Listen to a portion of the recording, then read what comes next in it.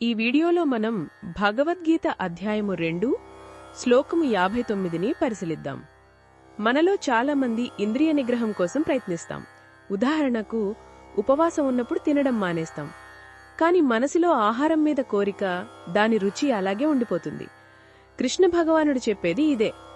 ఇంద్రియ సుఖాలకు బలవంతంగా దూరంగా ఉండొచ్చు, కాని వాటిపై ఉండే సూక్ష్మమైన కోరిక అంటే ఆ రుచి మీద ఆసక్తి మనసులో నిలిచిపోతుంది. దీనినే శ్లోకంలో రసము అన్నారు. ఈ రసము చాలా శక్తివంతమైనది. ఇది మనసులో లోతుగా పాతుకుపోయిన వాసనలాంటిది. కేవలం ఇంద్రియాలను అణిచినంత మాత్రాన ఇది పోదు. చూడకూడనివి చూడకుండా, వినకూడనివి వినకుండా మనల్ని మనం ఆపుకోగలం. కాని వాటిని అనుభవించాలనే తపన లోపల ఉంటుంది. మరి ఈ లోపలి కోరికను ఎలా జయించాలి? దీనికి శ్రీకృష్ణుడు అద్భుతమైన పరిష్కారం చూపిస్తున్నాడు. పరమాత్మ తత్వాన్ని తెలుసుకుని ఆ దివ్య అనుభూతిని అనుభవించినప్పుడు ఈ ప్రాపంచిక సుఖాల మీద కోరిక దానంతటా అదే పోతుంది. ఇక్కడ పరమాత్మ తత్వాన్ని తెలుసుకోవడం అంటే ఆ ఉన్నత చైతన్యాన్ని, శాంతిని హృదయంలో అనుభూతి చెందడమే.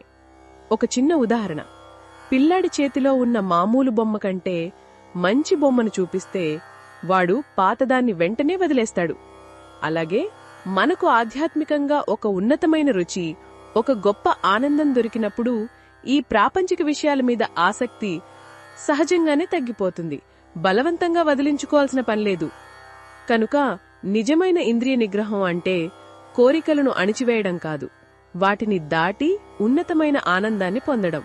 మనసును భగవంతుని వైపు మళ్లిస్తే ఆ దివ్యానుభూతి ముందు ఈ లౌకిక సుఖాలు వాటంతట అవే నీరసించిపోతాయి.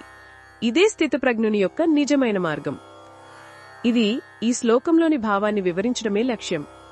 మరిన్ని భగవద్గీత శ్లోకాల అర్థాన్ని తెలుసుకోవాలనుకుంటే మా తదుపరి వీడియోలను తప్పకుండా చూడండి.